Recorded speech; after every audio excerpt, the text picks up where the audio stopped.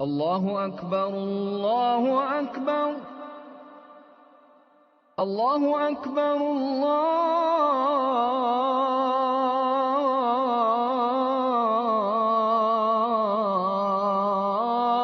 الله أكبر أشهد أن لا إله إلا الله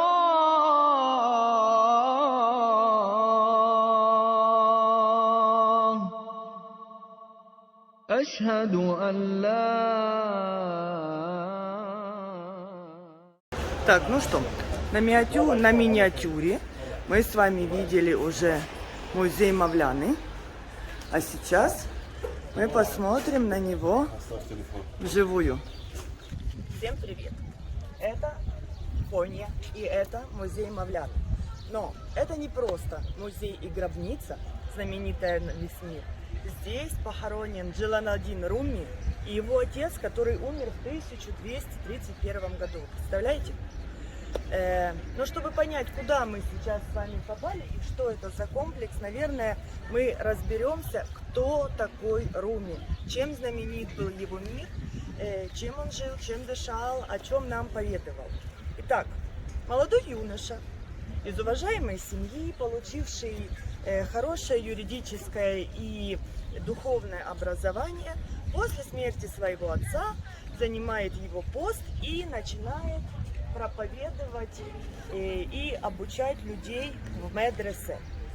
Однако в 1244 году в Конию приезжает человек по имени Шемс ит-Тебризи,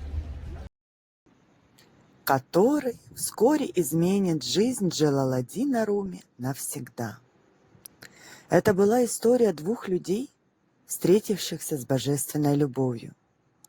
Даже спустя столетия люди будут вдохновляться ими и прислушиваться к их советам на своем жизненном пути.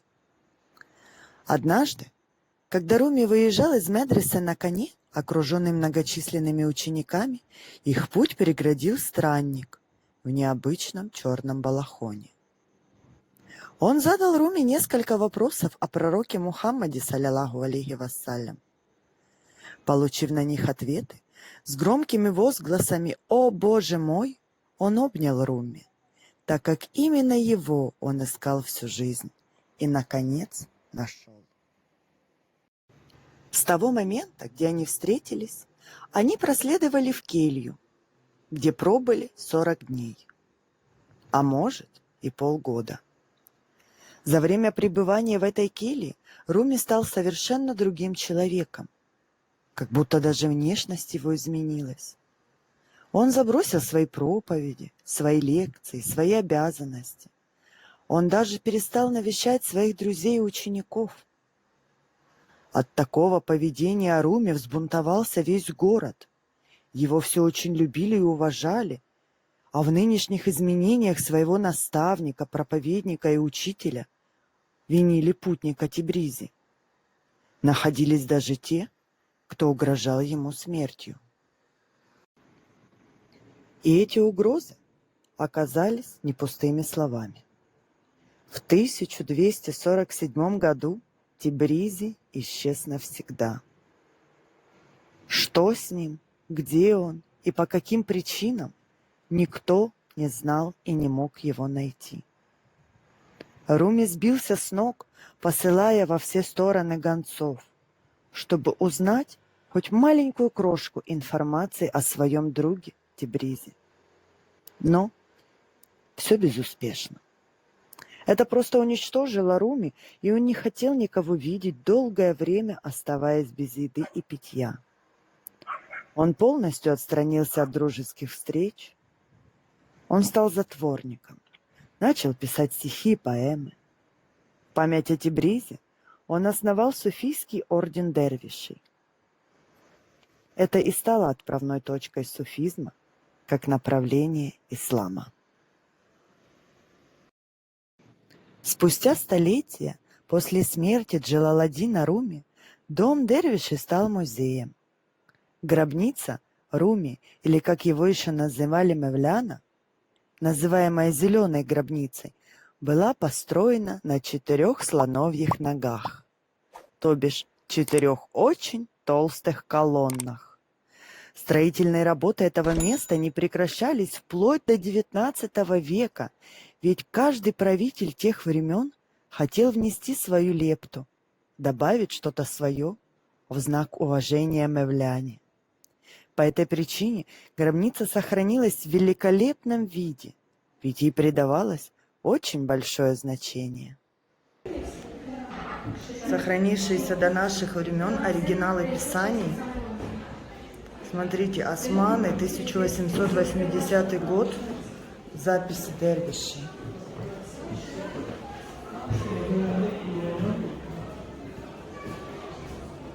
Это действительно оригиналы.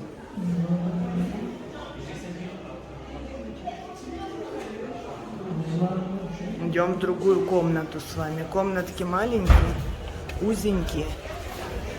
Нужно пригинаться, чтобы посмотреть, но в каждой из них есть что-то уникальное. Что-то очень красивое.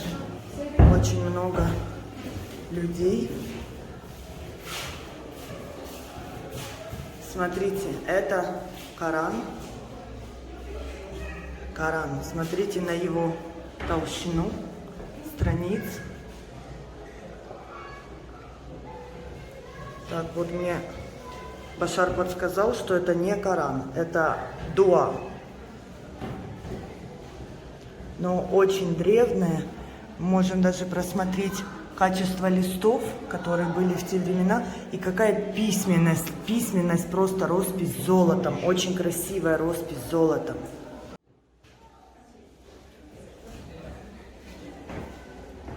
Какая каллиграфическая письменность.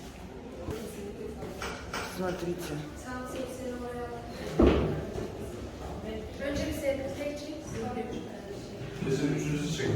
Головные уборы. Из очень-очень плотного войлока.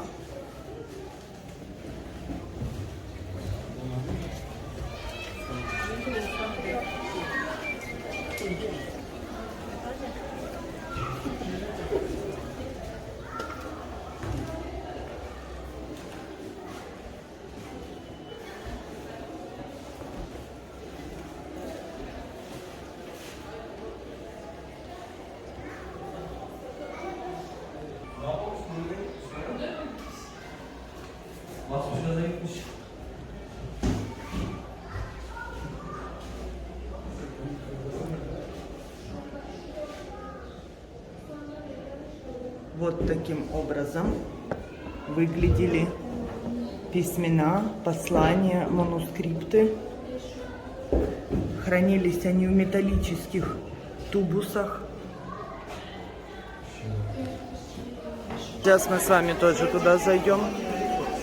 Посмотрим, как было оборудовано жилище. Боже, я даже испугалась. Здравствуйте, мужчина. Вот так, скромное жилье.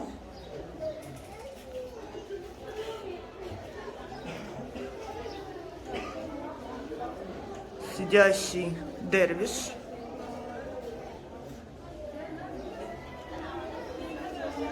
И чай на углях. Все. Больше в жилище не было ничего. Очень скромно жили дервиши. Здесь мы можем видеть рубаху 14 века. Вот с такими вот надписями, символами. 14 век, представляете? 14. 1390 год этого писания. 1390 год. А возраст вот этого писания 1331. Заходим тоже. Здесь мы видим уже дервиша и его помощника. Наряды, обратите внимание. Лампа. Очень мудрый дервиш. Угли, о которых я вам говорила, на которых готовился чай. и чайник. Все очень просто, без излишеств. Все для того, чтобы ничего не мешало воссоединению тебя с Богом. Перед нами еще один в прекрасных красных розах комплекс захоронений, комплекс гробниц с памятниками. И красные розы здесь, они совершенно неспроста, это очень символично, ведь когда умер отец Джалаладдина Руми, здесь находился розовый сад. На месте вот этого всего строения, на месте музея Мевляны был розовый сад. И отец попросил похоронить его именно в саду, сказав сыну о том, что нет купола красивей, чем голубое небо и чем взгляд Аллаха на его могилу. В общем, во всем этом комплексе, в котором мы с вами прошли, по маленьким комнаткам, в каждой из которых были какие-то элементы декора, посуды, одежды, утвари, чего угодно, все это располагается вот в таком вот комплексе. И практически с каждой стороны самого музея располагаются гробницы. Вот такие вот захоронения.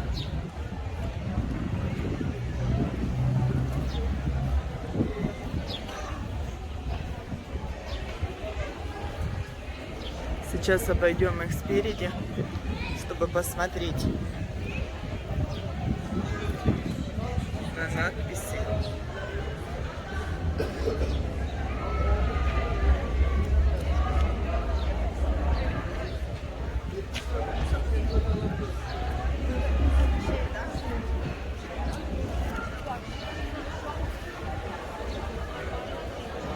Куда мы идем? Очень много народу, потому что это... Ой, бахилы, говорят, надо одеть. Вот такие вот бахилы. Отсюда берем. Их тут очень много. А, это что это такое еще? Это шапки, что ли? Это шекюрляр. Одеваем бахилы. И очень красивой могиле и захоронен Джалаладдин Руми. Здесь звучит Коран.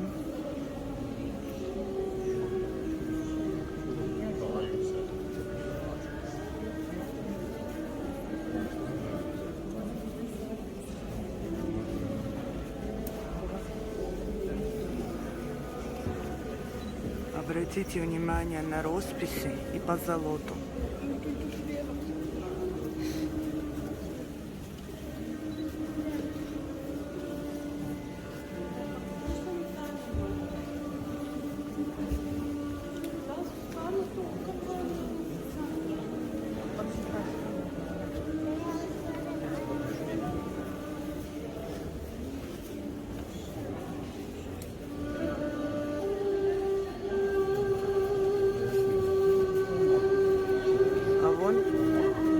Отца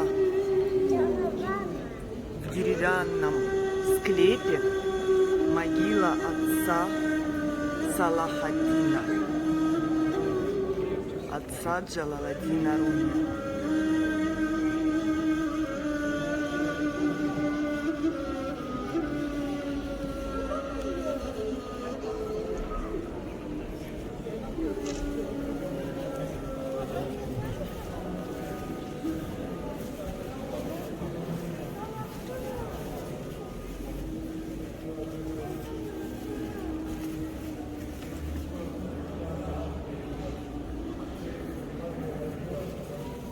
Писание это датируется 1278 годом.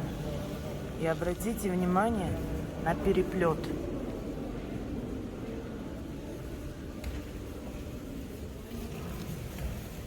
Это Писание датируется 1353 годом.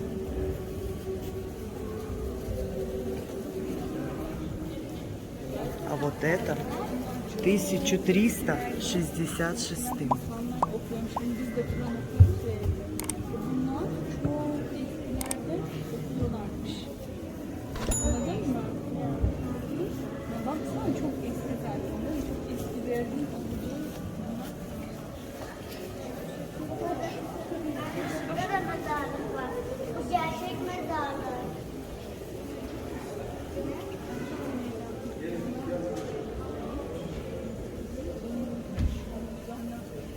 Вышитое ковровое покрытие, если вам видно. Я сейчас постараюсь показать.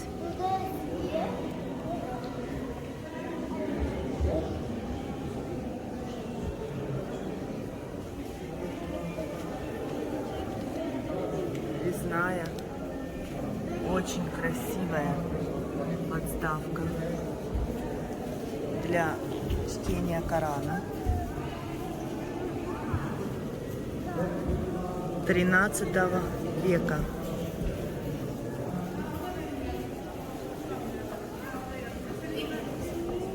Кафтан дервиша 13 века.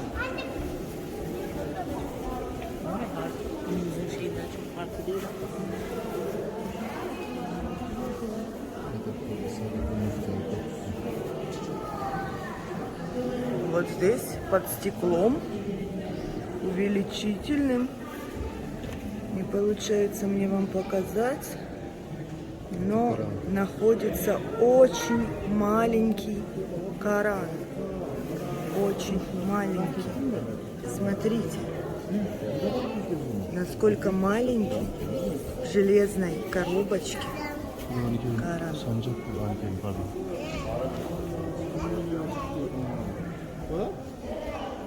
Писание 16 века.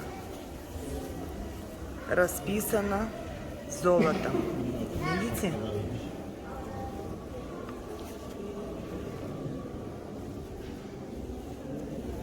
Коран, 1767 год.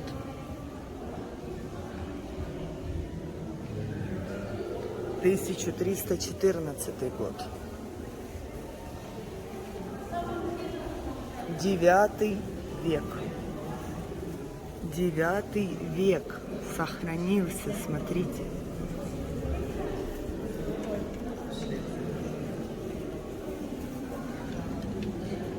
1296 год.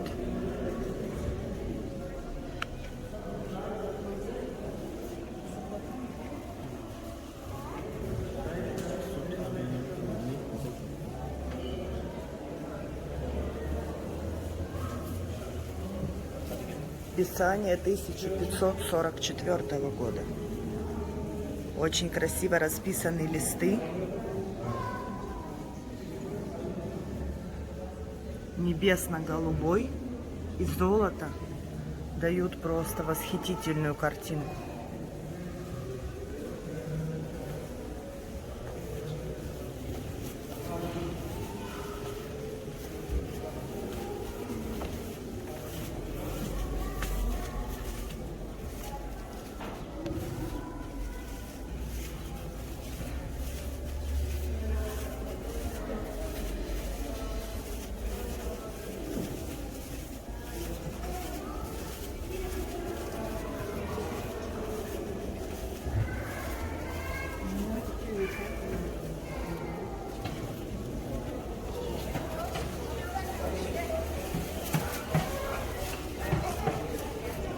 Пардон.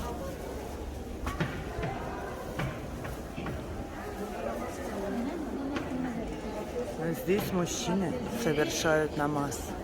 Я не буду заходить и мешать им, но вот так зал для мужчин совершают намаз. Мы немножечко просто заглянем с вами одним глазком туда.